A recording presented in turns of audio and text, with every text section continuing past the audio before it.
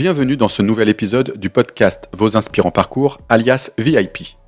Moi je suis Fred Flech, créateur de ce podcast, et au cours des différents épisodes, je vous fais découvrir les rencontres, décisions et apprentissages qui ont jalonné le parcours de mes invités de leur classe de 3e jusqu'à aujourd'hui. Car mon but est que ces histoires démontrent aux collégiens, lycéens, étudiants et professionnels qui écouteront ces épisodes qu'à partir de sa classe de 3e, on peut rêver et commencer à écrire une belle histoire professionnelle puisque mes invités en sont la preuve vivante. Et quoi de mieux que de profiter des enseignements tirés des histoires des autres pour construire ou faire évoluer au mieux sa propre histoire. Dans ce deuxième épisode, je reçois mon amie Jenny Ledoridour, que j'ai eu le plaisir de rencontrer sur la piste d'athlée de Saint-Germain-en-Laye il y a de cela quelques années. Dans son épisode, Jenny nous partage que dès son plus jeune âge, elle est attirée par un domaine d'activité bien spécifique. Quand j'étais petite, je remplissais tous les petits papiers dans les magazines, les journaux, les télé-loisirs, etc. Je remplissais toujours les informations, nom, prénom, adresse, numéro de téléphone. Et c'est vrai que ça énervait beaucoup ma maman parce qu'elle me disait à chaque fois « Non, mais c'est dangereux, on peut voler ton identité ». On verra également qu'elle a eu pas mal la bougeotte durant ses années d'études. Je me suis faufilée dans la chambre de ma maman un soir et je l'ai regardée et je lui ai dit « Qu'est-ce que tu penserais si je partais à Paris l'année prochaine ?» Et bon, le petit choc quand même, parce que j'avais fait 3 semaines sur Vannes et j'étais revenue au bout de 3 semaines. Donc là, elle s'est dit, si tu pars à Paris et que tu me fais la même chose, que tu reviens au bout de 3 semaines, ça va pas le faire. Et que cette bougeotte va l'emmener jusqu'aux États-Unis, même si la langue de Shakespeare était encore loin d'être maîtrisée. Quand moi j'appelais, ça allait parce que j'attendais vraiment la réponse, je savais le sujet, etc. Par contre, quand quelqu'un m'appelait de l'extérieur... comprendre le nom d'où la personne venait et pourquoi elle venait. En plus, on était dans un coworking space, donc tout le monde autour de moi pouvait m'entendre, etc. Donc, non, vraiment, cette période-là, je sais même pas maintenant, quand j'y repense, comment j'ai fait. Et enfin, vous découvrirez la société qu'elle a cofondée et qui connaît une belle croissance. Sur toute l'année, on a recruté au moins une personne par mois. En 2021 ? En 2021. Donc on est passé de 4 à 25 en 2 ans. Donc aujourd'hui, vous êtes 25 ? Non, aujourd'hui on est 45. Ah là, vous êtes 45 ? On est 45. Ah oui, c'est énorme. Alors, comme dirait Serge Gainsbourg... Ça vous a plu, hein ? Vous en demandez encore ?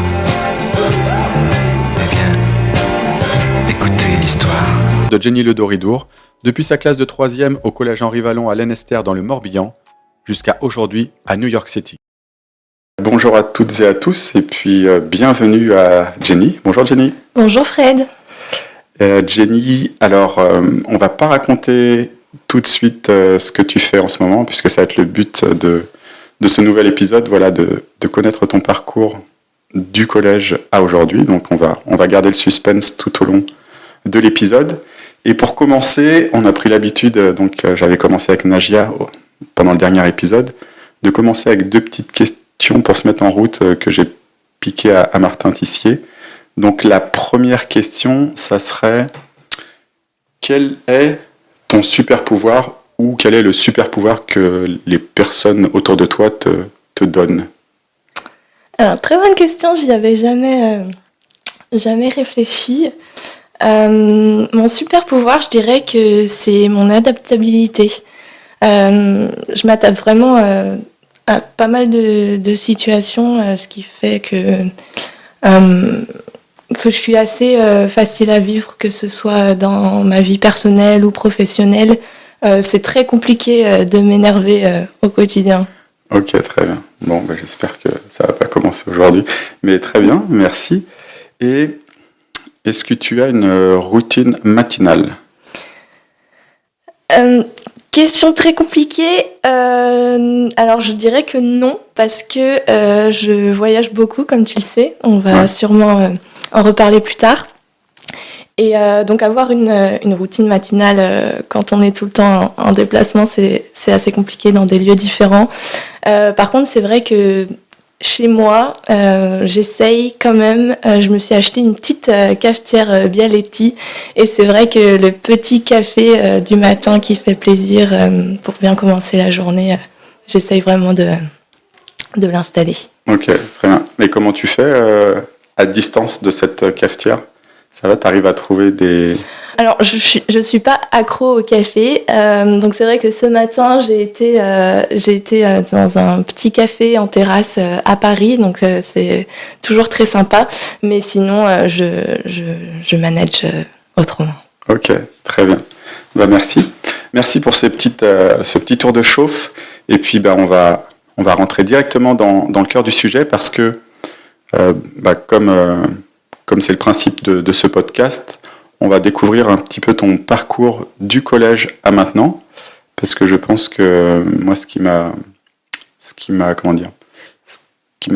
rendu très curieux, c'est ton parcours justement jusqu'à aujourd'hui, qui est à l'étranger, comme Najia durant le dernier épisode. Donc, on va savoir un petit peu les décisions et les chemins qui t'ont mené là, parce que je pense que ça pourra inspirer pas mal de personnes, jeunes ou moins jeunes. Donc hâte d'en savoir plus. Et donc pour en savoir plus, on va commencer.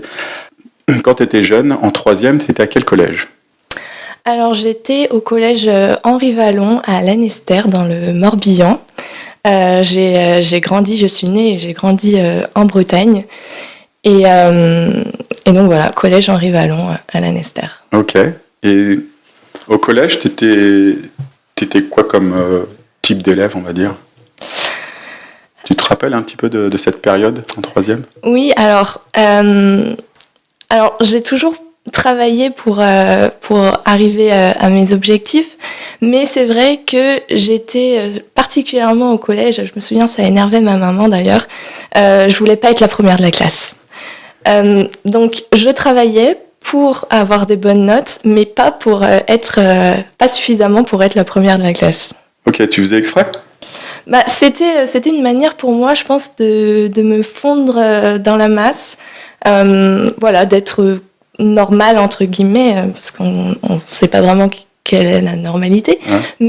mais voilà, d'être comme tout le monde, voilà. Okay. Ni trop ni moins. Ok, d'accord. Et à cette époque, quand tu étais en troisième, donc tu aimais bien travailler, mais pas trop pour pas sortir de la normalité, comme tu dis. Mais est-ce que tu savais déjà ce que tu voulais faire plus tard ? Alors non, j'ai jamais vraiment su qu'est-ce que je voulais faire plus tard. Par contre, maintenant quand j'y réfléchis, j'ai toujours su au fond de moi finalement.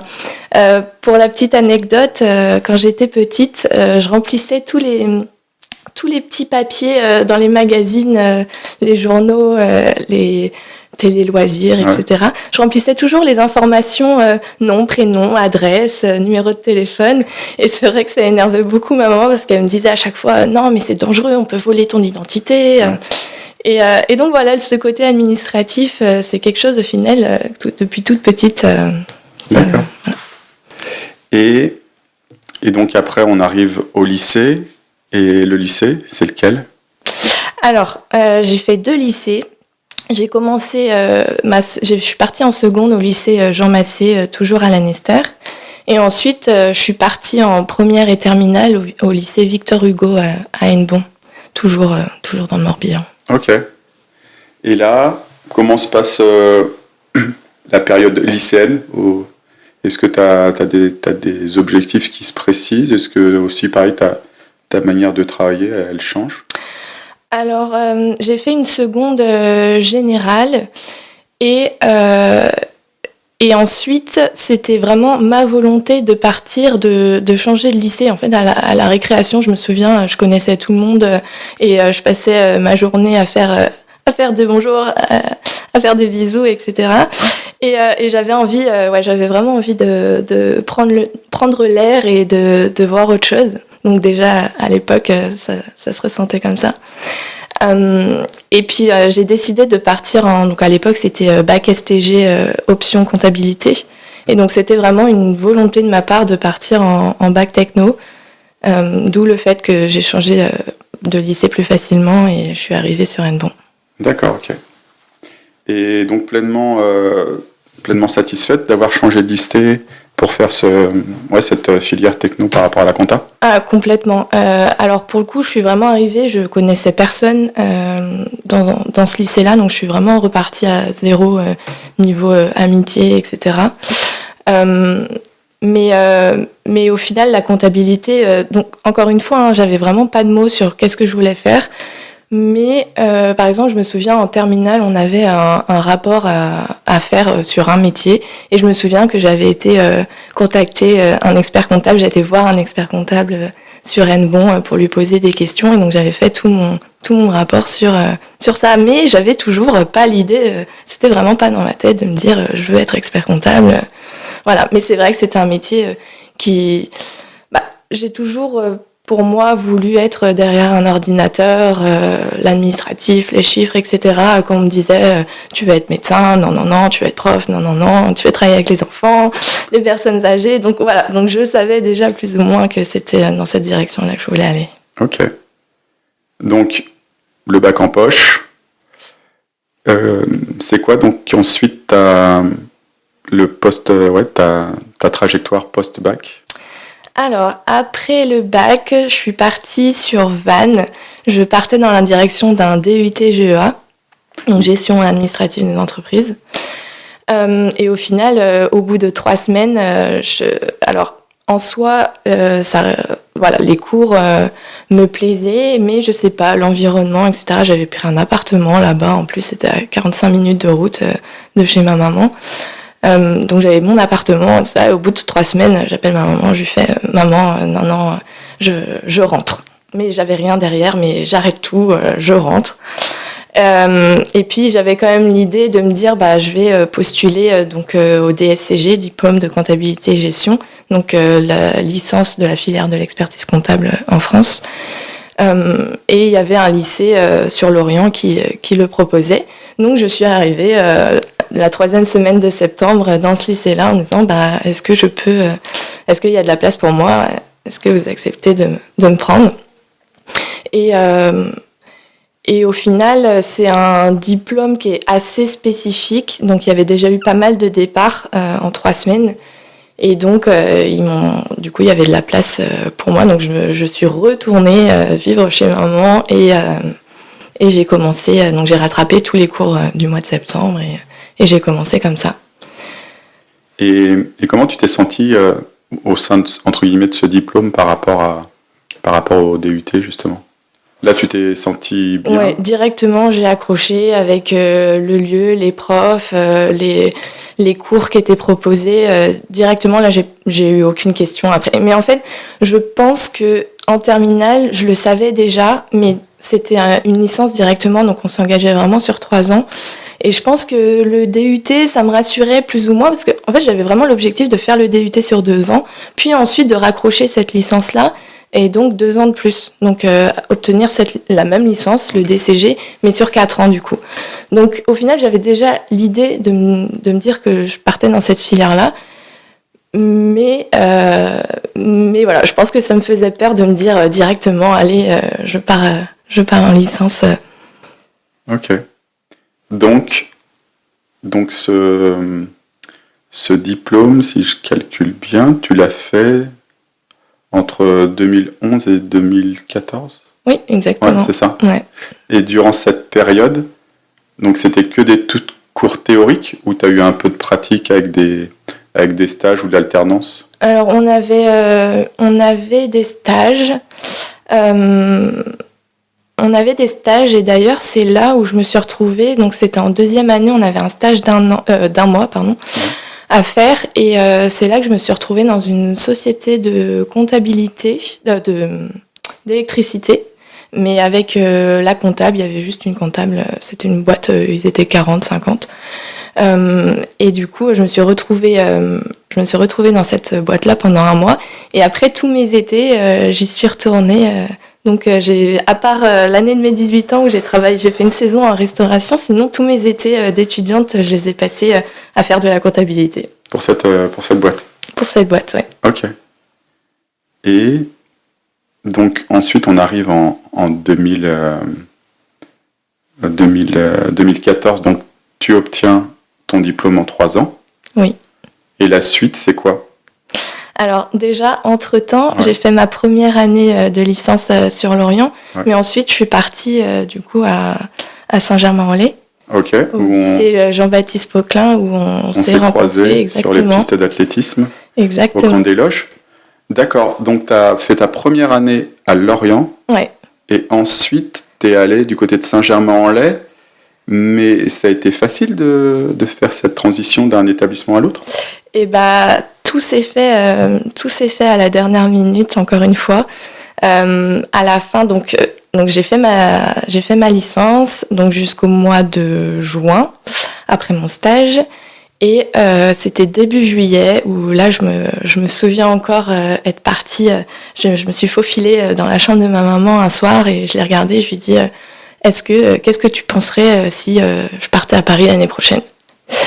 Et bon, le petit choc quand même, parce que j'avais fait 3 semaines sur Vannes et j'étais revenue au bout de 3 semaines. Donc là, elle s'est dit, si tu pars à Paris et que tu me fais la même chose, que tu reviens au bout de 3 semaines, ça va pas le faire. Et au final, j'ai passé mon mois d'août à faire des allers-retours pour trouver un appartement à Saint-Germain-en-Laye. Et j'y suis arrivée fin août.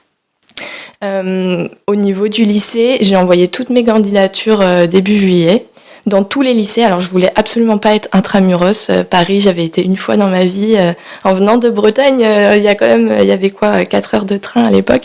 Et c'est vrai que Paris, c'est pas du tout les voyages qu'on faisait le week-end, etc. Donc vraiment, la ville en elle-même me faisait très peur. Donc j'ai postulé à tous les lycées environnants extramuros. Mais je connaissais rien. Vraiment, c'était vraiment au feeling. Donc j'ai envoyé toutes mes candidatures à tous les lycées qu'ils proposaient. Et certains m'ont répondu par la négativité parce qu'ils avaient plus de place, certains par la positivité. Et en fait, Saint-Germain-en-Laye, c'est vraiment un nom qui m'a sonné. Et je les ai appelés, j'avais pas eu de réponse de leur part, je les ai appelés, donc on était toujours début juillet, 2e semaine de juillet. Et là, ils me disent non, on n'a pas reçu ton dossier, mais renvoyez-le, il n'y a pas de souci, on va le regarder. Par contre, dépêchez-vous parce que nous, après, on part en vacances et vous n'aurez pas de réponse. Voilà. Donc, j'ai renvoyé mon dossier et quelques jours plus tard, c'était accepté. Donc, c'est comme ça que je me suis retrouvée dans la ville de Saint-Germain-en-Laye, mais complètement au hasard. Après, je me suis bien rendu compte de la chance que j'ai eue parce que Saint-Germain-en-Laye, c'était quand même très, très cool. Ouais, c'est un bel environnement. Waouh, ah oui, c'est impressionnant. Si t'avais pas pris si t'avais pas pris ton combiné pour téléphoner, Exactement. Et c'est surtout le nom de la ville, alors que vraiment j'avais fait aucune recherche. Mais c'est vrai que je marche beaucoup au feeling depuis toute petite. Maintenant, je m'en rends compte quand je pense à certaines choses. Et comme quoi, ça m'a jamais fait défaut pour le moment. Mais c'est bien. Donc, t'arrives à Saint-Germain avec tes valises à Saint-Germain-en-Laye avec tes valises en septembre 2012. Oui. Et comment ça se passe alors? Est-ce que tu es revenu au bout de 6 mois chez ta maman ou pas? Eh ben non. Non, ça s'est très bien passé. Je me souviens encore le premier jour, c'était très très compliqué au final, tout s'est fait tellement vite. J'avais pas du tout visité le lycée, etc. Je suis arrivée le premier jour, j'étais jetée. Alors, je me souviens encore du sentiment que ça m'avait fait de débarquer. Moi, ma petite Bretonne qui débarque en région parisienne. Il y avait l'environnement, le lycée en lui-même, c'est un lycée de ville, donc rien à voir avec ce que j'avais connu en Bretagne. Donc c'est vrai que c'était vraiment sortir de ma zone de confort et vas-y, t'as plus le choix, t'es là, t'as plus le choix, faut que t'y ailles.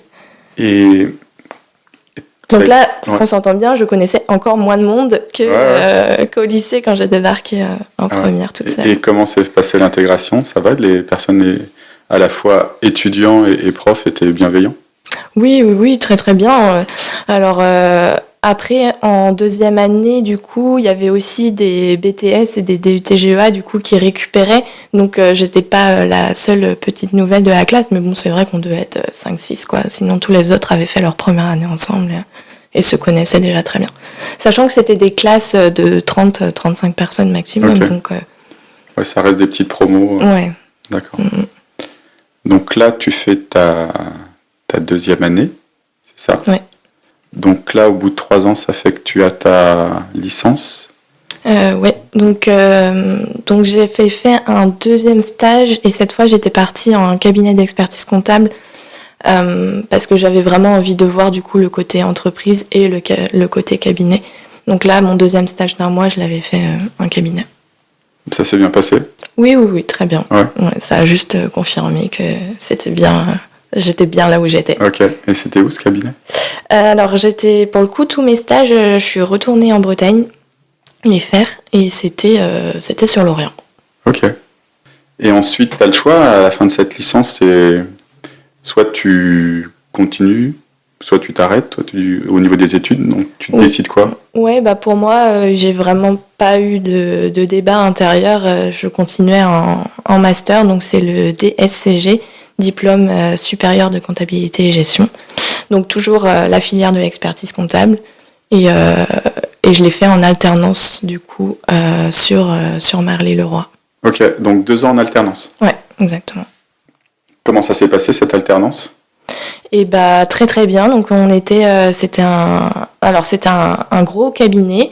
Il était dans le top 15 français, mais nous on était une petite entité à Marly-le-Roi. On était 13 je crois de mémoire. Donc voilà, ça restait un grand cabinet avec les process, qualité, etc. Mais à côté, on était quand même assez indépendant, une petite équipe, et on s'entendait très bien, donc non, c'était cool. Et vous étiez combien dans cette petite équipe? On était 13 de mémoire. D'accord, et vous aviez tous un petit peu la même fonction du coup? Oui, bah après, du coup, il y avait l'expert comptable, ensuite, il y avait les managers, il y avait 2 managers, il y avait 2 personnes côté plutôt admin juridique, et ensuite, c'était des comptables.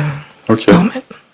Et il y a un fait ou quelque chose qui t'a marqué ou un apprentissage clé que tu as fait durant cette alternance, que ce soit au niveau de la maîtrise, mais ou au niveau pratique durant le stage, durant l'alternance? Pratico-pratique, c'était vraiment le rythme de travail, gérer une période fiscale, gérer plusieurs clients à la fois, switcher de l'un à l'autre, de prendre les informations qui viennent un peu de partout et puis pouvoir clôturer tes dossiers de l'année passée. Mais encore une fois, ça m'a vraiment dit que le cabinet c'est fait pour toi. L'entreprise, c'est très bien parce que tu connais ton dossier par cœur. T'as une société à gérer, etc. Mais le cabinet, l'excitation de découvrir plusieurs activités, de faire partie vraiment de chaque client, enfin chaque entreprise, c'est comme si tu faisais partie de chaque entreprise. Et ça, du coup, j'ai compris que c'était vraiment ce que j'aimais et que voilà, l'excitation, la passion du travail, elle vient de là. Ok, c'est cool ça. Et donc on arrive 2016, donc tu obtiens ta maîtrise. Et qu'est-ce que tu fais après 2016? Est-ce que, question naïve comme ça, est-ce que donc le cabinet dans lequel tu étais, c'est Orcom? Est-ce qu'il te propose de rester ou pas? Oui, si, bien sûr. Ils me proposaient de rester, ils me proposaient le CDI, etc. Mais pour moi, j'avais déjà l'idée depuis longtemps de partir à l'étranger. À l'origine, je voulais partir en Nouvelle-Zélande pour apprendre l'anglais, parce que pour le coup, j'étais vraiment une bille en anglais. Et donc le projet, c'était vraiment la Nouvelle-Zélande, mais ça remonte c'était avant que la Nouvelle-Zélande devienne à la mode. À l'époque, c'était un peu l'Australie. Ouais. Et puis finalement, il y a eu l'opportunité de New York qui s'est présentée, mais pareil, tout s'est fait encore une fois à la dernière minute. C'était fin juillet 2016 du coup. Et je suis arrivée à New York le 24 novembre 2016. Donc tout s'est fait très très vite. Donc j'ai fini mon master, j'avais les oraux en début novembre. Et du coup, fin New York, j'étais à New York. Ok. Donc tu disais les oraux de ton master c'était en novembre? Ouais. Ok, donc... On était en décalé, on avait les écrits en octobre et les oraux en novembre. D'accord, et juste après tu fais tes valises pour est-ce qu'on l'a dit? Non, tu l'as pas dit? Si, je l'ai dit. Tu l'as dit, New York. Et quand tu fais tes valises pour New York, tu sais déjà où tu vas? Non. Non, ok. Donc tu fais tes valises et avec ton bagage d'anglais qui est ce qu'il est. Exactement. Oui, l'anglais et moi, c'était histoire très compliquée. Parce que, encore une fois, je pense qu'en venant de Bretagne, j'ai pas eu l'ouverture d'esprit. Maintenant, je me rends compte avec les gens que je peux rencontrer, par exemple, qui sont nés dans l'Est de la France. Mine de rien, il y a les pays frontaliers européens, il y a une nouvelle langue, il y a une nouvelle culture, etc. Nous, en Bretagne, on a l'océan, le backcountry. Et c'est vrai que petite, j'ai pas beaucoup voyagé. Voilà, donc c'est vrai que cette ouverture d'esprit, l'anglais, j'étais là, très bien. Je voyais pas forcément l'utilité de plus tard. Pourquoi parler anglais, quoi. Non, mais je vois bien de quoi tu parles. Moi, j'ai vécu en région parisienne et j'ai jamais trop voyagé non plus. J'ai pris l'avion super tard parce que je voyageais pas trop avec mes parents. Et c'est vrai que j'étais une bille en anglais et je m'en suis rendu compte de l'importance de l'anglais quand j'ai fait mon stage. Et ce qui me fait penser ok, donc t'as pas le bagage en anglais, mais tu vois pas ça comme une barrière. Tu vois ce que je veux dire? Tu vas quand même à New York. Oui, alors maintenant je sais pas si c'est de la folie ou vraiment de la folie contrôlée. Si c'était à refaire, je sais pas si je le ferais pareil non plus. Mais en effet, je me suis pas posé de questions en fait. Juste j'ai fait mes bagages et je suis partie. D'accord. Alors, t'es partie, t'arrives à New York avec tes valises, avec ton anglais qui, en l'état actuel. Comment tu fais pour... c'est quoi tes objectifs quand tu arrives? Est-ce que c'est je m'améliore en anglais et je cherche du taf ou les deux en parallèle ou t'as fait comment? Alors au tout début, quand je suis arrivée à New York, j'ai fait du babysitting, mais dans des familles françaises, parce que justement, ils voulaient que leurs enfants parlent français avec la nounou. Donc ça m'a permis d'apprendre sur la ville, parce que c'est vrai que je connaissais pas du tout New York, je connaissais pas du tout les États-Unis non plus quand je suis arrivée. Donc ça m'a permis de découvrir différents quartiers, différents endroits, d'avoir des petits tips de la part des parents, etc. D'apprendre des expressions américaines, mine de rien. Donc voilà, ça m'a quand même beaucoup aidé au début, mais pour le coup pas du tout au niveau de l'anglais. Et ensuite j'ai commencé à travailler 6 mois plus tard. J'étais en attente d'autorisation de travail, donc je l'ai eu 6 mois plus tard, mon arrivée. Et j'ai commencé du coup dans un cabinet franco-américain, cabinet d'expertise comptable, donc qui aide les sociétés à s'implanter aux États-Unis. Et là-bas, c'était... alors, on travaillait avec on avait plusieurs superviseurs. Donc, j'avais des Français comme des Américains. Donc, ça m'a permis quand même de beaucoup progresser à l'écrit. Tous les emails avec les clients, etc. étaient anglais. Donc, mais c'est vrai que maintenant, quand j'y repense... c'est à peine si je savais faire une phrase, quoi, écrire une question correctement. Enfin, c'était vraiment. Et pour la petite anecdote, en fait, dans ce premier cabinet-là, on avait tous des postes fixes avec des téléphones fixes. Et donc, soit les clients ou autres pouvaient nous appeler, ou soit entre employés, on pouvait aussi s'appeler. Et en fait, mon téléphone, il avait des petits bugs. Et pour le débugger, il fallait que je débranche et que je rebranche le câble pour qu'il se réinitialise et qu'il refonctionne. Et je me suis vue des après-midi entières à ne pas vouloir le réinitialiser par peur que mon téléphone sonne et que je comprenne absolument rien de ce qu'on me racontait. Donc, quand moi j'appelais, ça allait parce que j'attendais vraiment la réponse, je savais le sujet, etc. Par contre, quand quelqu'un m'appelait de l'extérieur, comprendre le nom, d'où la personne venait et pourquoi elle venait. En plus, on était dans un coworking space, donc tout le monde autour de moi pouvait m'entendre, etc. Donc, non, vraiment, cette période-là, je sais même pas maintenant, quand j'y repense, comment j'ai fait, quoi. C'était vraiment... Et cette période, elle a duré combien de temps? 1 an? Non, même pas, 10 mois. J'y suis restée 10 mois. Ouais. Ok. Et quand même, entre le début de ces 10 mois et la fin de ces 10 mois, sur quoi tu penses avoir progressé, autre que l'anglais même? Disons que j'ai découvert déjà la comptabilité, le marché de la comptabilité aux États-Unis. J'ai découvert l'implantation des sociétés françaises aux États-Unis. Enfin, c'était un autre monde pour moi parce que dans mon alternance passée, j'étais pas du tout dans le monde international, etc. Donc ça m'a appris tout ça. Mine de rien, c'était mon premier job. Officielle, on va dire, parce que j'avais fait seulement 2 ans d'alternance. Donc voilà, ça m'a vraiment ça m'a fait voir autre chose, et puis beaucoup apprendre aussi sur la culture du travail à l'américaine, comme par exemple le midi, tout le monde va chercher son petit plat où il rapporte son petit plat, mais par contre, tu te fais pas des gros rendez-vous au restaurant de 2 heures comme tu peux faire en France et chacun mange devant son écran d'ordinateur. Voilà. Et est-ce qu'il y a eu quand même un esprit d'équipe?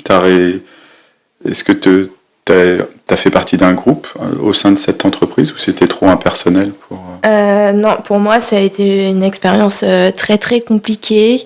Je sais pas. Alors, est-ce que c'était au tout début? Alors, autant avec les autres stagiaires français, on pouvait beaucoup parler. Autant l'intégration dans la boîte en elle-même, ça a été très très compliqué. Personne ne faisait d'efforts, j'en faisais pas non plus. Voilà, c'est pas la meilleure expérience professionnelle que j'ai pu avoir. Ok. En tout cas, ça t'a permis d'en avoir une première. Exactement, ça m'a permis de mettre le pied à l'étrier, comme on dit. Ok. Donc, comment ça se passe? C'est toi qui décides de quitter au bout de 10 mois? Alors, non, c'était la fin de mon premier visa, du coup. J'avais un visa de 18 mois à l'origine. Je partais pour New York pour 18 mois, qu'on s'entende bien. Et puis, en fait, j'ai trouvé une offre sur Facebook. On a un groupe des Frenchies à New York. Ok. Et là, j'ai vu une offre passer. Et là, je me suis dit, tiens, Jenny, fais l'entretien, ça te coûte rien. Tu peux voir ce que tu vaux sur le marché. Parce que, bon, c'est vrai que j'étais sur le marché, j'étais encore... le marché américain, j'étais très junior. J'avais pas toutes les ficelles encore, etc. Et du coup, je me suis dit, vas-y, go, fais l'entretien et tu verras. Et je te coupe, il y avait marqué quoi sur cette offre?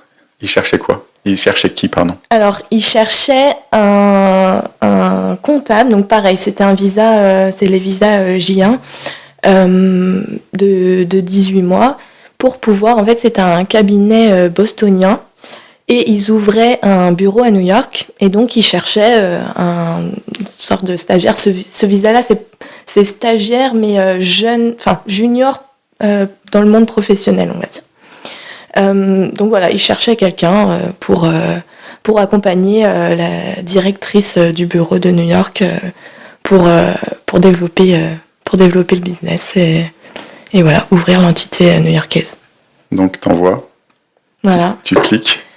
Exactement. Je passe l'entretien avec le partenaire de cette boîte-là et du coup la directrice du bureau de New York qui venait tout juste d'être recrutée également. Donc je passe l'entretien avec ces 2 personnes et puis c'est vrai que ils m'ont vendu beaucoup de rêves sur le coup et je me suis dit mais c'est pas possible. Est-ce que c'est vraiment possible de pouvoir trouver ce genre de travail, etc. Et puis du coup go quoi, je me lance dans les démarches de visa et du coup 1 ou 2 mois plus tard je débarque dans ces nouveaux cabinets. Donc ma deuxième expérience américaine. Et c'était quoi le nom du cabinet? C'était Axelia Partners. D'accord. Et ça a été une barrière justement, on va l'anglais? Alors non, pas vraiment, parce que du coup donc c'était toujours dans le même secteur, c'était toujours accompagner les sociétés françaises aux États-Unis. Donc en fait les fondateurs du coup de ces boîtes-là sont français et les services finances de ces clients-là restent en France. Du moins avant que la société grossisse et puisse recruter en interne aux US. Mais sinon, en fait, on est beaucoup amené à communiquer en français. Donc c'était pas ce qu'ils recherchaient. L'anglais, en premier, c'était pas ce qu'ils recherchaient. Ok. Donc, t'es accepté. Et donc, tu fais toute la période? Parce que tu disais que c'était donc un J1, c'est une période un visa de 18 mois? 18 mois, ouais. Tu fais tes 18 mois? Je fais mes 18 mois. Et donc... pareil, là, comment ça se passe au sein de cette boîte? Donc la directrice du bureau de New York, c'est Laurence Ruiz, donc mon associée aujourd'hui. Et toutes les deux, en fait, on est partis au bout d'1 an et demi, donc on était 2 au début. On avait un peu d'aide de Boston, mais à la fin, quand on est parti après 1 an et demi, on était 8. On avait vraiment développé l'entité new-yorkaise, voilà, toutes les deux. Donc elle était vraiment focus sur la partie commerciale, événements, etc. Et moi, j'étais beaucoup plus en interne avec les employés, à manager les dossiers, former les employés. Et d'ailleurs, c'est comme ça que j'ai beaucoup progressé au niveau de l'anglais, à partir du moment où j'ai commencé à manager une américaine qui est chez nous maintenant. Donc c'est marrant, on en parle parfois. Parce que du coup, moi, je lui apportais toute la partie technique, etc. Et puis elle, en fait, elle s'en est pas rendue compte. Hein. On en a reparlé dernièrement et je lui ai dit, mais tu te rends pas compte comment... c'est grâce à toi, vraiment, parce qu'elle était vraiment ouverte à parler. C'était pas que professionnel, on parlait vraiment de tout. Et du coup, c'est vraiment comme ça que j'ai fini par beaucoup progresser en anglais. D'accord. Et donc... tu étais chez la boîte, t'avais fait ton J1, ton visa. Ouais. Donc là, tu quittes la boîte, c'est ça? Ouais. Et Laurence, que tu as citée, ouais. Donc quitte la boîte également. Oui. Et vous décidez donc de cofonder une boîte qui s'appelle Orbis. Orbis. Exactement. Donc en fait, pendant ces 18 mois, c'est vrai qu'on a vu qu'il y avait de la place, qu'il y avait vraiment un marché, qu'il y avait de la demande. Et on s'est dit, en fait, il y a de la place pour nous. Et puis, donc on n'est pas que 2, hein, on était 4. Donc Laurence qui, dès qu'elle est arrivée aux États-Unis, avait rencontré Johan. Donc on n'a jamais travaillé ensemble dans la même boîte, mais en fait on s'échangeait les clients parce que Laurence et moi on est vraiment côté comptabilité, alors que Johan lui est vraiment côté fiscalité. Et donc vu que il y a certains clients qui étaient en comptabilité chez nous et en fiscalité chez lui, donc en fait on était quand même amenés à travailler ensemble sur les mêmes clients, mais on n'a jamais travaillé exactement ensemble dans le même cabinet. Mais on avait la même analyse que les cabinets qui étaient déjà présents, ça faisait des années qu'ils étaient là, qu'ils avaient tous leur clientèle, leur réseau, etc.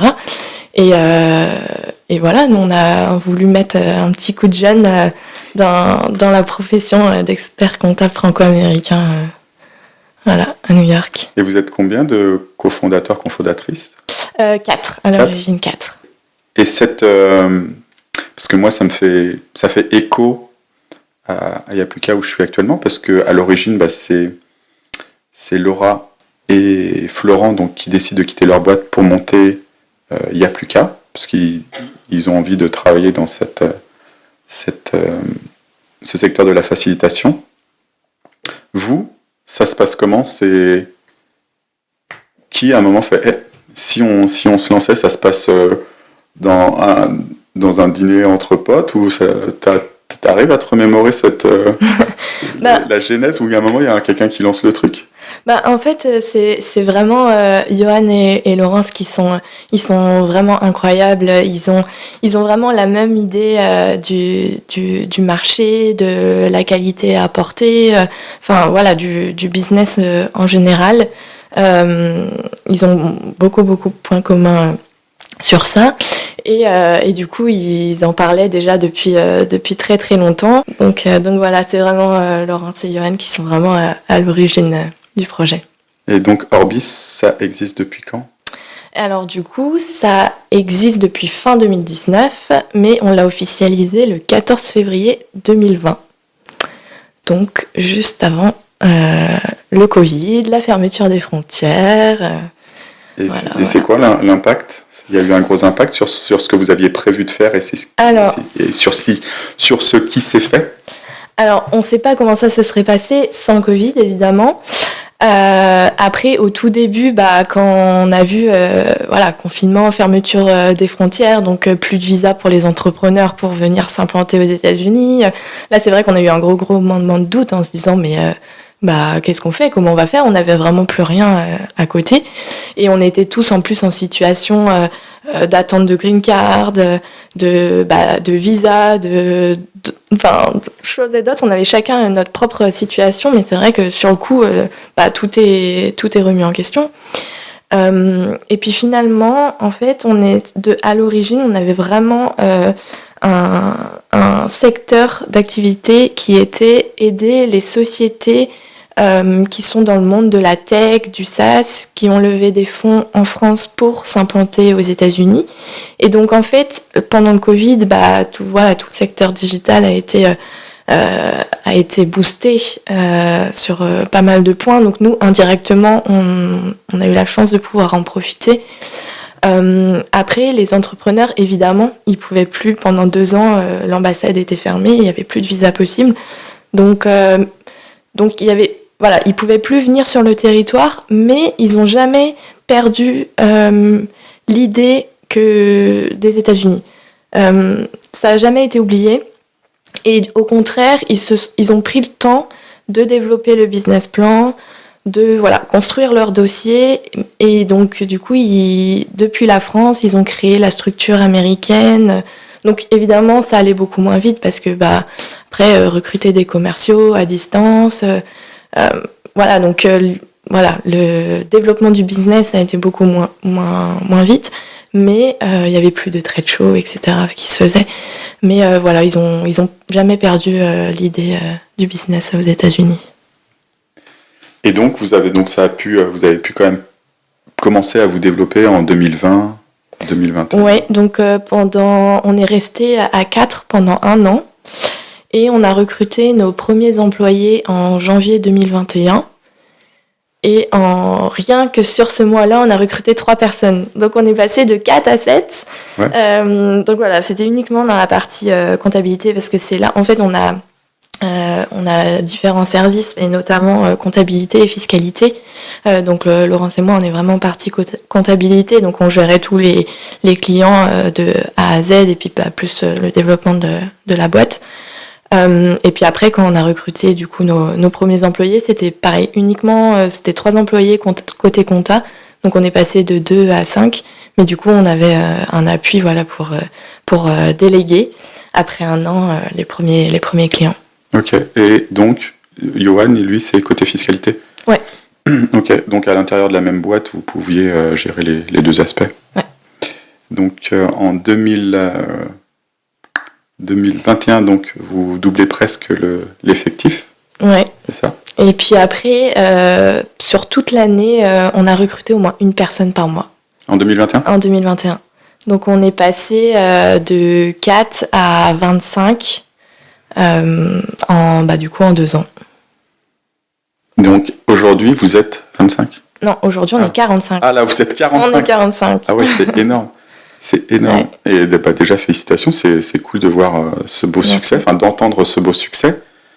Et par rapport à ça, toi, ton activité, elle a changé comment? Parce que en tant que cofondatrice, c'est quoi tes activités principales aujourd'hui? Alors, mon activité a évolué beaucoup dans différentes directions. J'ai eu des moments où je m'occupais beaucoup plus des ressources humaines, des moments où je m'occupais beaucoup plus des développements des logiciels, de la mise en place des logiciels en interne. Voilà. Après, là maintenant, on s'est stabilisé à partir de 40 employés, on va dire. On a vraiment construit les départements externes au cœur de métier de la boîte. Donc, on a recruté en administratif, on a recruté une personne en ressources humaines, on a recruté une personne en marketing, en IT. Donc c'est vrai que du coup toutes ces parties-là, elles sont chapeautées, mais elles sont plus gérées au quotidien par les fondateurs. Et donc moi, j'ai beaucoup, pour l'instant je conserve vraiment ma partie pratico-pratique, comptabilité, gestion de mon équipe en direct, etc. Ça, pour l'instant, c'est vraiment quelque chose qui me tient à cœur de conserver avec la relation client et le management au quotidien de ma petite équipe. Donc voilà, j'ai encore une partie. Après, on s'est structuré au niveau comptabilité. Donc maintenant, on est plusieurs managers comptables. Voilà. Donc il y a une partie où je suis au même niveau que n'importe quel manager comptable, mais il y a une autre partie du coup où je suis niveau cofondatrice. Et ça a été quoi tes plus gros au cours de ces 3-4 dernières années ou même 3 dernières années, pardon, où justement tu passes d'associé dans une boîte à cofondateur d'une boîte avec une boîte qui grandit comme ça. C'est quoi tes plus grands apprentissages? Alors, disons qu'on savait qu'il y avait du business, qu'il y avait de la place, que les sociétés françaises et européennes, maintenant on a de plus en plus de clients européens ou canadiens, ça allait continuer, le marché américain, ça allait continuer de se développer. Mais c'est vrai qu'on ne s'attendait pas à une ampleur et on pouvait toujours le rêver et l'espérer. Hein. Mais c'est vrai que au final, j'ai évolué au fil de l'eau. Et alors, j'avais une question aussi, c'est comment tu arrives à aussi bien, ou à gérer en tout cas, le travail à distance? Parce que ça fait combien de temps que t'es quand était la dernière fois où tu étais à New York? Il y a 2 mois. Il y a 2 mois? Ouais, il y a 2 mois. Et comment tu réussis à travailler à distance? Alors déjà, il faut savoir que le télétravail, c'est vraiment quelque chose que j'avais vraiment envie de faire depuis très longtemps, mais j'avais pas eu l'occasion. Après, il y a eu le Covid, donc évidemment, c'était très compliqué. Et donc du coup, à la sortie Covid, c'est vrai que je me suis lancée dans l'aventure du télétravail. Et c'est vrai que c'est quelque chose, j'adore aller dans des lieux différents, mais par contre c'est toujours réfléchi. Je sais que par exemple, je vais choisir un petit bar avec une belle vue ou et en fait j'ai une capacité à me mettre dans ma bulle, mais par contre si j'ai envie de lever la tête et de regarder ou d'écouter la conversation à côté, y a pas de problème. Après ça demande beaucoup d'organisation, beaucoup de communication avec l'équipe, notamment là quand je suis en France, l'équipe est aux États-Unis. Donc ils savent sur quel moment ils peuvent me contacter ou pas. Quand vraiment le soir je vais pas pouvoir être disponible, c'est pareil, ils sont au courant. Donc beaucoup de communication. Donc surtout avec mon équipe en direct. Après organisation, organiser. Donc soit par exemple quand je suis en France le matin, soit je peux me concentrer sur les tâches que j'ai à faire. Je sais que je vais pas être déranger. Tous mes calls, je les cale l'après-midi, que ce soit avec l'équipe ou avec les clients même qui sont en France. Au moins, je me réserve cette partie-là de la journée pour dire bon, voilà. C'est là où je profite de faire mes appels. Et puis après, le soir, s'il y a des urgences à gérer, évidemment, Après, j'ai envie de dire, c'est moi qui décide d'être ici, donc c'est à moi aussi de m'adapter. Donc évidemment, je communique et je vais pas faire des journées jusqu'à minuit chaque jour, parce que là, ça sera ma santé mentale qui sera en jeu. Mais voilà, s'il faut gérer le soir, faut gérer le soir. Hein, ça m'arrive de faire des nocturnes. Et si tu avais un apprentissage ou une routine justement d'organisation que tu trouves efficace dans ton organisation au jour le jour, ça serait quoi ? Alors, après, moi, c'est compliqué parce que je sais jamais... Alors, oui, j'ai des tâches où je sais que je vais devoir travailler dessus avec des deadlines, etc. Mais en soi, je sais jamais au quotidien quel va être mon quotidien, parce que je peux recevoir 100 emails dans la journée de plein de clients différents, et donc je vais devoir passer d'un dossier à l'autre, d'une demande à l'autre, et puis il y en a un qui ça va être un peu plus urgent, donc là il va me passer un coup de téléphone. Donc après il y aura les questions de l'équipe sur quel dossier l'équipe va travailler en fonction des différents clients qui vont travailler dessus. Donc j'ai pas vraiment de routine bien établie, ça va vraiment être gérer le flot de demandes qui arrivent. Et est-ce que durant ta carrière ou durant ta vie même étudiante ou déjà tes débuts de la compta en France ou aux États-Unis, est-ce que il y a une personne qui t'a influencé, que ce soit par une parole ou par le fait de travailler avec elle? T'as des personnes qui t'influencent et qui te servent peut-être de modèle? Sans hésiter, Laurence. Hein. Okay. C'est avec elle où quand on a commencé à travailler toutes les deux, on a vraiment matché, que ce soit personnellement ou professionnellement, on avait vraiment la même idée de comment travailler avec les clients, avec l'équipe, etc. Et elle m'a énormément appris sur tellement de choses. Voilà, je ne peux que la remercier. Et c'est fait. C'est fait publiquement. Et j'avais envie de savoir, imagine, mais je sais qu'elle n'est pas facile cette question, on l'a déjà évoqué, mais imaginons que tu recroises Jenny en troisième, avec peut-être ses doutes, ses questions, ses envies, ses rêves, ou, je te dis c'est Jenny, mais ça peut être une élève ou un élève qui est en troisième aujourd'hui. T'aurais envie de leur donner quoi comme conseil pour la suite, même s'ils savent pas ce qu'ils veulent faire, tu vois? Je dirais arrête d'avoir peur et fais-toi confiance. Vraiment, je suis quelqu'un qui marche vraiment beaucoup au feeling et écoute-toi. Et de toute façon, si t'es pas en phase avec toi-même, ton corps il va te le communiquer. Donc vraiment arrête, mets toutes ces peurs de côté et toi quand je discute avec toi, j'ai pas l'impression. T'as eu des peurs, toi? J'ai l'impression quand même que c'était assez fluide. Et toi, t'as eu des peurs au Lyon de... On a tous des peurs, je crois.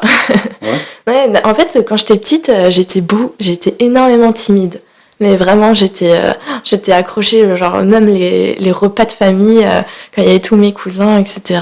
Pour moi, c'était vraiment allez, vas-y, t'as pas le choix, mais ouais, c'était très très compliqué. Donc il y a eu quand même des petites étapes à passer. Et elle est partie quand, cette timidité? Parce que moi aussi, quand j'étais petit, j'étais timide, et je sais pas, peut-être après le service militaire, ou je sais pas, ou aussi avec le théâtre, je suis un peu moins timide et un peu moins, et aussi un peu plus motivé pour aller à la rencontre de l'autre. Toi, tu crois que tu l'as perdu quand, cette timidité? Je pense que ça a commencé à se débloquer au collège, en 4e. avec voilà les personnes que j'ai pu rencontrer et puis où j'ai commencé à me dire non mais vas-y tu peux te faire confiance et voilà peut-être les premiers regards amoureux aussi je sais pas peut-être que ça a joué mais ouais au collège milieu collège. Très bien. Alors, on arrive bientôt à la fin de ce bel épisode qui montre que voilà, on peut partir voilà, de la côte ouest française et puis arriver des années plus tard au fil des rencontres, au fil des études et de la carrière professionnelle sur la côte est des États-Unis. Mais avant de se quitter, j'aimerais bien que est-ce que tu aurais voilà, la petite session de partage, petit moment de partage, est-ce que tu as un livre, une formation, un documentaire ou une série à partager? Et c'est pas que une, hein, tu peux en faire un ou deux ou trois même si tu as envie. Alors oui, j'ai regardé des docus, des séries, j'ai lu des livres, mais je pense que la plus grande richesse que j'ai pu avoir, c'est vraiment les rencontres. Aller à la rencontre des gens, rencontrer des gens de partout qui te ressemblent pas forcément. Par exemple, à New York, en étant expatrié, on rencontre des gens qui viennent pas du tout de ton monde, mais on a quand même l'expatriation en commune qui nous rassemble. Donc, et t'apprends énormément des rencontres que tu peux faire, que ce soit dans le voyage et dans des cultures complètement différentes de la tienne, mais ou même en France en fait. Même quand je suis sur Paris, c'est vrai qu'il y a beaucoup de personnes qui me disent oui, à Paris c'est compliqué quand même, métro boulot dodo, de pouvoir faire des rencontres, etc. Mais en fait, rien que par exemple quand je vais à l'hôtel, et je rencontre des réceptionnistes et il suffit juste de prendre le temps et voilà, quand tu discutes avec voilà, les veilleurs de nuit, etc., t'apprends tellement de choses. Donc pour moi, c'est vraiment la plus belle richesse, les rencontres que j'ai pu faire. Merci. Et est-ce que tu parlais de différences et peut-être d'enrichissement par ces différences culturelles. Tu as des différences culturelles qui t'ont marqué par rapport à un pays spécifique, par rapport à la France? Par rapport aux États-Unis, c'est vrai que beaucoup de gens, et d'ailleurs c'est un conseil qu'on donne à nos clients, parce que beaucoup de gens se disent les États-Unis c'est un pays occidental comme la France et donc ça va être facile, mais non, pas du tout. En fait, on n'a pas la même façon de penser, on n'a pas les mêmes liens d'amitié. La culture amicale est très compliquée aux États-Unis. Quand tu viens pas du même monde ou que t'as pas grandi avec la personne, c'est très compliqué. Et puis culture ressources humaines, c'est pareil. Comme je disais tout à l'heure, on mange devant nos ordinateurs, alors que en France, on va vraiment créer du partage avec les collègues. Alors là, ça va vraiment plus être séparation vie privée, vie pro.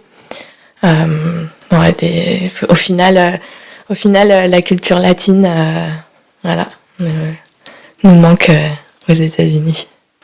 Jenny, encore un grand merci pour nous avoir partagé ton histoire, et puis j'espère que ça pourra servir d'inspiration, soit des collégiens, des lycéens ou des étudiants, ou même des personnes qui sont peut-être au milieu de leur vie professionnelle et qui se posent peut-être la question de sauter le pas pour aller travailler à l'étranger. Donc encore un grand merci à toi, et puis bon vent à Orbis et à toute l'équipe d'Orbis, déjà 45 collaborateurs, collaboratrices, donc c'est super cool, et encore félicitations. Merci beaucoup Fred, j'étais ravie. J'espère que ce nouvel épisode en compagnie de Jenny et son partage de sa très belle aventure entrepreneuriale aux États-Unis vous a plu. Si vous êtes une entrepreneuse ou un entrepreneur français ou européen et que vous souhaitez mettre toutes les chances de votre côté pour réussir votre rêve américain, ne pas hésiter à faire appel à Jenny et toute l'équipe d'Orbis. On me dit dans l'oreillette que durant cet épisode, j'ai encore fait pas mal de... Ok.